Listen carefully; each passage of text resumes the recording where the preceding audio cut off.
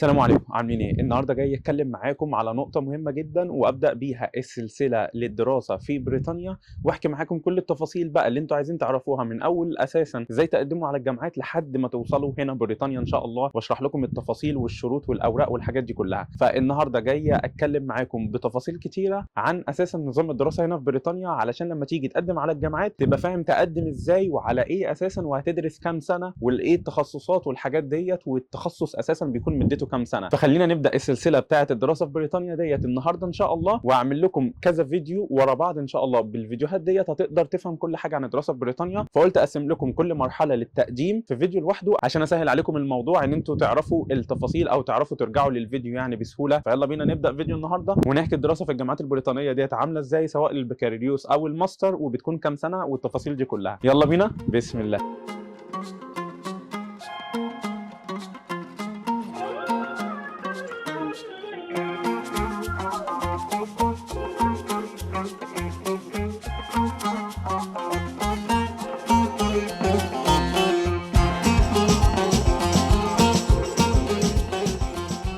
طب بصوا بقى، علشان تفهموا نظام الدراسه هنا في بريطانيا لازم تنسوا اي نظام انتوا عارفينه مثلا عن مصر او عن تركيا اللي كنت بشرح فيها او حاجات تانية. لان اول حاجه لازم تفهموها عن نظام الدراسه في الجامعات البريطانيه ان النظام هنا في الجامعات 3 سنين بس الدراسه، وده لاغلب التخصصات يا جماعه، ما عدا طبعا الطب البشري هندخل في تفاصيله هو والاسنان وكده. بس اغلب التخصصات هنا في الجامعات البريطانيه حوالي 3 سنين بس، ما عدا العقه اسكتلندا فوق. اسكتلندا مش عارف ليه الدراسه فيها 4 سنين مش 3 سنين. من الحاجات اللي صدمتني بقى جدا يا جماعه هنا في موضوع الدراسه ان في بعض الجامعات بتدرس بعض التخصصات لمده 2 سنين فقط. ازاي؟ انا دخلت على الموقع والفضول طبعا كان واخدني جدا، وحاجه زي دي انا ممكن احبها يعني، وفي ناس كتير ممكن تحبها. انت بتلخص سنه من عليك من عمرك يعني عشان تاخد الشهاده بتاعتك. لقيت ان انت بتاخد شهاده بكالوريوس عادي زيك، يعتبر زي اللي دارس 3 سنين. ليه؟ لان هم ماشيين هنا بنظام الكريدتس هنا في بريطانيا. طب ايه النظام يا ادم؟ النظام هنا ان كل سنه دراسيه المفروض في التخصصات ال3 سنين بتكون حوالي 120 كريدت. تمام؟ يعني انت بتتخرج بتاخد الشهاده بتاعتك بيكون مكتوب فيها انك واخد 360 كريدت. لقيت في الجامعات بقى اللي بتدرس التخصصات لمده سنتين مثلا ديت عباره عن ايه؟ ان هي بتدمج لك مثلا 3 ترم كل سنه بدل من ترمين بس. المهم يعني بيحسبوا لك الحسبه، بيقسموا لك 360 كريدت على سنتين مش على 3 سنين. المهم ان انت بتتخرج معاك ال 360 كريدت زيك زي اللي مخلص 360 كريدت في 3 سنين، بس الكورس مكثف بالنسبه لك وبتدرس ترم زياده، وغالبا ما بيبقاش عندك اجازه في الصيف لان هم بيحطوا لك الترم الثالث في الصيف ولا حاجه، فالدنيا بتكون مكثفه شويه. بس انا قلت اقول لكم المعلومه ديت عشان الصراحه اتصدمت يعني كده، وفرحت برضو لما لقيتها انها موجوده، لان في ناس بيحبوا ان هم يدرسوا تخصص مثلا في السنتين وعايزين يخلصوا بسرعه، فقلت اقول لكم المعلومه ديت. احنا بدانا دلوقتي بالحاجات السنتين والثلاث سنين. ال3 سنين يا جماعه والسنتين ديت بتمر على التخصصات العاديه، مش طبعا الطب والحاجات دي. تعالى بقى يا ادم احكي لنا عن الطب. احنا يا عم عايزين نيجي ندرس في بريطانيا طب ديت ولا طب اسنان ولا حاجه. ايه النظام؟ النظام يا عم ان الطب بشري هنا حوالي 5 سنين فقط. 5 سنين فقط في اغلب الجامعات البريطانيه. في بعض الجامعات بيدرسوه لمده 6 سنين. ليه ادم 6؟ الجامعات ديت انا سالت يعني صحابي او ناس كمان متخرجين من طب وشغالين حاليا دكاتره بريطانيين او حتى اجانب. الموضوع عباره عن ان انت بتدرس سنه زياده. السنه الزياده ديت بتساعدك في موضوع ايه؟ ان انت لما بتيجي تقدم على شغل بيكون في مثلا سباق شويه وكده، انت بيكون لك الاولويه انك دارس السنه الزياده دي. بس علشان يعني كلام مني وكلام من صحابي الدكاتره كده يعني في ودنك، الدنيا هنا ما فيهاش ضغط قوي في موضوع القبول، لان بريطانيا بتحتاج ومحتاجه وهتحتاج دكاتره، وبتجيب دكاتره من كل مكان. يعني انت تدخل هنا اي مستشفى لما تيجي، بس بعد الشر عنك، المهم هتلاقي ان في دكاتره مصريين وعرب ومسلمين ومن جنسيات كتيره جدا وجايين، وحتى هم دارسين في دول تانية وعاملين المعادله وجم. يعني انا بحكي لكم عن موضوع المعادله والحاجات دي بعدين. المهم يعني الدكاتره دولت جم وكده علشان البلد هنا محتاجه دكاتره. فعموما لو درست الجامعه ب5 سنين فقط ان شاء الله الدنيا هتبقى تمام، وهتقدر تشتغل وهتقدر تحصل على وظيفه هنا، والموضوع مش هيقابل معاك مشكله وتضطر انك تدور على جامعه تدرس لك يعني ايه السنه الزياده ولا حاجه. طيب تمام، عرفنا ان طب بشري ممكن تدرس 5 سنين و6 سنين. اصدمكم كمان على النقطه ديت، في طب بشري هنا لمده 4 سنين. ازاي؟ هقول لكم. 4 سنين ديت متاحه فقط للطلبه اللي درسوا بكالوريوس قبل كده او ماستر معاهم يعني شهاده جامعيه ودارسين قبل كده. فهم الموضوع ايه؟ هم مش بيشيلوا عنهم حاجه. يعني بعد ما دورت كده في كام موقع وسالت كام حد يعني قالوا ان السنه الاولى والثانيه بيدمجوا في سنه واحده، وبيدرس الكورس دوت لمده 4 سنين. يعني 4 سنين وتبقى دكتور خريج جامعه بريطانيه. ازاي؟ يعني انا شايف الصراحه ديت حاجه حلوه يعني. ده بالنسبه بقى للطب البشري. بالنسبه بقى لطب الاسنان يا جماعه، نفس الكلام يعتبر بتاع الطب البشري، هو نفس المده، موجود 5 سنين و6 سنين زي ما قلت لكم على الموضوع، وبرده الحوار بتاع 4 سنين عشان ايه ما اطولش معاكم الفيديو. فنفس الشرح اللي شرحته لطب بشري هو يعتبر لطب الاسنان، يعني نفس المده الزمنيه وكده. طيب يا ادم، بالنسبه للصيدله، في ناس بيحبوا الصيدله. انا اتصدمت جدا من النقطه ديت، لقيتها يا جماعه صيدله متاحه في بعض الجامعات 3 سنين و4 سنين، مش هتلاقوها 5 سنين ولا 6 سنين وحاجات زي مصر. لا، الدراسه بتاعه الصيدله 3 سنين او 4 سنين على حسب يعني وكده. ده النظام اللي هنا. طب بالنسبه يا ادم مثلا تخصص العلاج الطبيعي، العلاج الطبيعي 3 سنين بس هنا، شكرا الحمد لله، ولا 4 سنين زي تركيا ولا 5 و6 سنين زي مصر، هو 3 سنين بس هنا، واتخرج يا عم وابدا شغل واتدرب وعيش حياتك وكل عيش يعني. طب بالنسبه طبعا لبتوع علم رياضه، مع انا مش ناسيكم يعني، والتخصصات الهندسيه مش ناسيها. التخصصات الهندسيه يا جماعه اساسي برضو يعتبر 3 سنين، بس في بعض الجامعات بتدي الكورس لمده 4 سنين. هو زي ما قلت لكم في اول الفيديو، هو ان مفيش قاعده معينه بتمشي عليها كل الجامعات، وان الجامعات كلها لازم تطبقها، لا عادي يعني. في بعض الجامعات لو سنه زياده وجامعات سنه اقل او حاجه. انا بتكلم في العموم 3 سنين، ومتاحه برضو 4 سنين في بعض الجامعات. دي بالنسبه يعتبر لاغلب التخصصات اللي بتسالوني عليها في الكومنتات في الفيديوهات الدراسيه اللي انا بعملها من اي بلد، يعني زي ما عملت معاكم في المانيا وبولندا وتركيا وبلاد كتيره. طيب بالنسبه للتخصصات الادبيه اللي هي لغه مثلا او اداب او الحاجات ديت، او حتى مثلا في بيزنس واقتصاد وكمبيوتر ساينس برضو نسيت اقولها، كل التخصصات دي 3 سنين ما تقلقوش، فالدنيا تمام، والكورس يعتبر 3 سنين بس يعني الحمد لله. طب جميل يا ادم، احنا يعتبر دلوقتي عرفنا النظام الاساسي اللي هو يعتبر 3 سنين، والطب 5 سنين، والحاجات الستاندرد العاديه. طب في شواذ عن الموضوع ديت او حاجات في يا جماعه، في بعض الجامعات تلاقي مثلا مكتوب فيها كمبيوتر ساينس او تخصص عادي مثلا ل3 سنين، او هندسه او اي حاجه، بس الكورس لمده 4 سنين.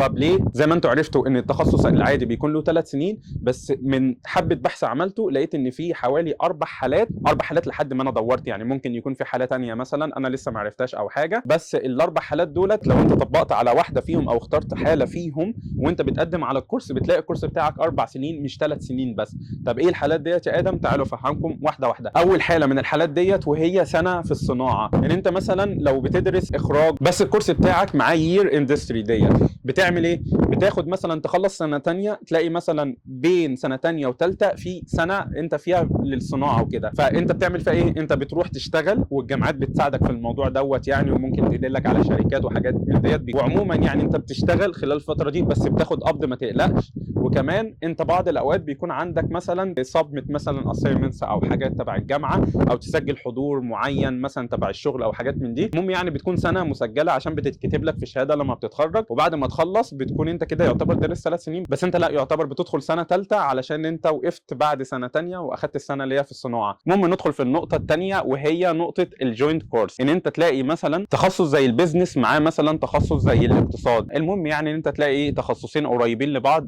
حاططهم مع بعض.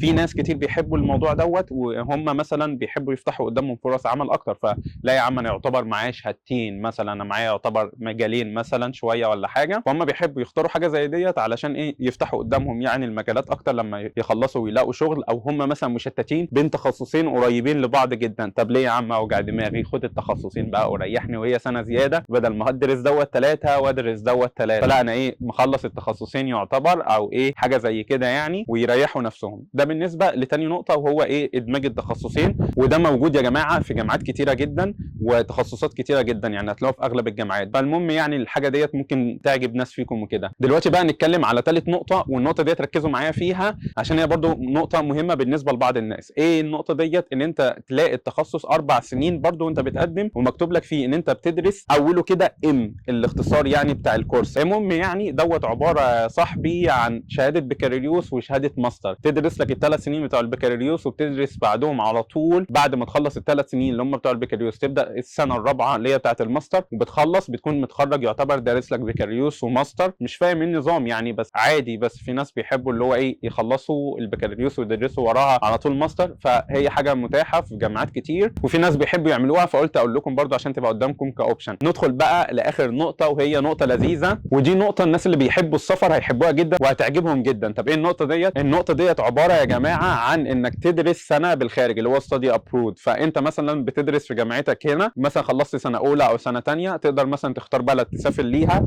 وتقوم قايل لجامعتك ومقدم مع جامعتك وتقوم ايه مسافر مثلا علشان تدرس السنه ديت في بلد ثانيه انت تختارها او حاجه. طب ليه يا ادم بتقول لنا الموضوع دوت مع الحاجات ام 4 سنين؟ بقول لكم دوت عشان في بعض الجامعات بيعدوا السنه اللي انت بتعملها بره ديت ضمن الكورس، وفي بعض الجامعات بيعملوا السنه ديت لا حاجه رفاهيه او حاجه مثلا بتتعدل لك ماشي او بتتكتب لك في الشهاده بس مش بتتعدل لك كجزء من الكورس اللي هو 3 سنين. فانت مثلا ممكن لما ترجع تدرس سنه اللي هو ايه زياده بدل اللي انت درستها بره، فيبقى كده التوتال بتاعك 4 سنين. فزي ما قلت لكم كل جامعات بنظام مختلف. معلش يا جماعه بس انا بقول لكم من دلوقتي عشان لو في مشكله في الصوت وانتوا بتسمعوا الفيديو، انا حبيت ان انا ما اصورش في الاوضه ليكم، قلت اصور ليكم الفيديو بتاع النهارده من وسط السكنات الجامعيه عندنا. قلت طالما هكلمكم عن الجامعات فاطلع اصور يعني في وسط السكن بتاع الجامعه واوريكم يعني ايه المعيشه من وسط الواقع وانتوا هتعملوا ايه ولا هتبقوا عايشين فين لما تيجوا يعني ان شاء الله. فاعذروني بقى لو لقيتوا في اي شوشره بس على الصوت عشان الجو فيه هوا شديد وانا جنب البحر، او مش جنبه قوي بس احنا على فوق يعني يعتبر جبل شويه، ولو بصيتوا معايا هنا هتلاقوا البحر جنبي فالدنيا هوا شويه. المهم ندخل بقى للنقطه اللي قبل الاخيره وهي نقطه الايه الماستر بقى. احنا خلاص فهمنا الحاجات الشواذ شويه في البكالوريوس وكده. دراسه الماستر هنا يا جماعه سنه واحده فقط، شكرا. خلصت دراسه السنه انت معاك شهاده ماستر وبتخلص الشهاده والدنيا تمام ومتخرج رسمي نظمي فهمي بتاع انت دنيتك يعني ايه في التمام. ده الماستر ما عنديش كلام ايه اتكلم عليه كتير وكده. بس هندخل بقى ايه لنقطه مهمه جدا وهي النقطه الاخيره وهي السنه التحضيريه، وهي ممكن تزود عدد السنين الدراسيه سنه زياده، وقلت اتكلم معاكم فيها النهارده عشان انا بتكلم على عدد السنين وكده وبحكي لكم في التفاصيل ديت. طب ايه نظامها ديت يا ادم وامتى بنحتاجها؟ النظام دوت لو انت مثلا خريج شهاده ثانويه اللي هي بتاعت ايه ليفلز مثلا اللي هي المعروفه البريطانيه، فانت لما بتيجي تقدم هنا عادي غالبا يعني بيقبلوها وتقدر تبدا ايه دراستك وكده علشان ده النظام المعتمد في بريطانيا. بس يا جماعه للاسف دي نقطه وحشه جدا معلش ان انا اقولها في الاخر، بس الشهاده الثانويه المصريه او اغلب الشهادات العربيه ما كانتش كلها، طالما انت خريج من ثانويه عاديه من ثانويه مثلا بريطانيه، لما بتيجي تقدم هنا للاسف بيقولوا ان هي مش بيشوفوها يعتبر او مش بيعتمدوها كشهاده يعني نهايه الثانويه العامه، بيطلبوا انك تدرس سنه تحضيريه علشان تكون مؤهل انك تدرس في الجامعات البريطانيه هنا. الكلام دوت للبكالوريوس. لكن بالنسبه للماستر انت ما فيش بالنسبه لك سنه مطلوبه للتحضيري، انت بشهادتك بتاعه الجامعه بتقدم ولما تتقبل ان شاء الله بتاخد القبول وتبدا دراستك وتخلص دراستك خلال سنه وانت دنيتك الحمد لله في السلكان خالص. بتوع الماستر كمان انا هعمل لكم فيديو يعني الفيديو الجاي او اللي بعده ان شاء الله بالتفاصيل عن الموضوع، علشان في ناس اساسا بيحبوا ياخدوا موضوع الماستر لدخول لبريطانيا علشان حاجه لذيذه انك يعني تيجي بقبول مضمون وتيجي نظامي مش مثلا بشكل غير نظامي او حاجه، تدفع مثلا مصاريف اللي هو السنه الدراسيه ونتكلم في تفاصيل الفلوس اكتر، فبتدخل وتدفع المصاريف الدراسيه بتخلص دراسه السنه وبتاخد لك فيزا المفروض لمده سنتين بتدور فيها على عمل، ولو لقيت عمل تقعد بقى وتقلب اقامتك وحاجات من ديت والدنيا يعني بتتفتح قدامك. ففي عائلات كتير وناس كتير بيحبوا يعملوها علشان يجوا بريطانيا ويعيشوا فيها براحتهم وكده بدون ما يتضغطوا ان هم يدوروا على عقد عمل لو ما لاقوش وحاجات من ديت. فالحاجات دي هندخل لكم ان شاء الله في التفاصيل بتاعتها في الفيديوهات الجايه، فيعني ايه خليك متابع وكده. بس بالنسبه للبكالوريوس انت للاسف غالبا هتحتاج السنه التحضيريه ديت، والسنه التحضيريه ديت ان شاء الله يعني هتكون سهله شويه بس هتكلم معاكم فيها في تفاصيل اكتر. فانت عموما لما بتيجي تقدم بقى هتدور على تخصص يكون مكتوب فيه مثلا التخصص اللي انت عايزه كمبيوتر ساينس بلس كده ايه فاونديشن يير، تمام؟ فالفاونديشن يير ديت هتدرسها الاول قبل ما تبدا التخصص بتاعك، بس هتلاقي كده التوتال يعتبر 4 سنين لما تدرس الفاونديشن مع التخصص بتاعك، فاللي هو يعتبر عادي يعني اللي هو ايه وقت التخصص بتاعنا في مثلا في تركيا او مصر او كده لو بتدرس تخصص عادي. حتى مثلا لو تدرس فاونديشن للفارماسي اللي هو الصيدله فهتلاقي ايه ده انا برضو بعد ما ادرس بالفاونديشن انا يعتبر مده اقصر من المده اللي كنت هدرسها في مصر او كده او حتى علاج طبيعي وكده. طيب ايه يا ادم المطلوب مثلا والشروط وكده علشان نتقبل في السنه التحضيريه او التخصص دوت؟ ده بقى اللي هنبدا فيه في الفيديو الجاي. انا زي ما قلت لكم ان انا اعمل لكم فيديوهات قصيره كده على كل نقطه مهمه عشان اعمل لكم تفاصيل اكتر، فمن النقطه ديت ان شاء الله هبدا بيها الفيديو الجاي وهيكون بس عن الشروط والتقديم والحاجات ديت. فلازم تعمل دلوقتي سبسكرايب للقناه وتفعل زر الاشعارات دوت عشان بجد يعني يجي لك الفيديو اول ما ينزل عشان تتابع معايا الفيديوهات بالترتيب وتفهم يعني ايه النظام وبعدين الشروط والتقديم والورق والحاجات ديت كلها والفلوس وكده. خليك متابع يعني معايا في السلسله ديت، اعمل لكم ليها بلاي ليست لوحدها بتاعت النظام الدراسه في بريطانيا او الدراسه في بريطانيا بقى بكل تفاصيلها. وطبعا ما تنساش تعمل لايك للفيديو وتقول في الكومنتات انت ايه رايك طيب في عدد السنين القصيره ديت، شايفها حاجه عاديه ولا ايه، ولا النظام بتاع مصر اللي هو مثلا 5 و6 سنين احسن بالنسبه لك او كده، او حتى هندسه في مصر تقريبا 5 سنين. فقول وقولوا لي في التعليقات شايفينها ديت ميزه حلوه، ولا الواحد لازم يدرس سنين كتيره علشان يبقى مؤهل، وما ينفعش مثلا يكون معاه شهاده بكالوريوس بدراسه سنتين فقط ولا 3 سنين فقط. فاكتبوا لي برضو استفساراتكم في التعليقات والنقط المهمه اللي عايزين نحكي عليها زي العاده في الفيديوهات الجايه ان شاء الله. وما تنساش تبعت الفيديو دوت لاصحابك. والسلام عليكم ورحمه الله.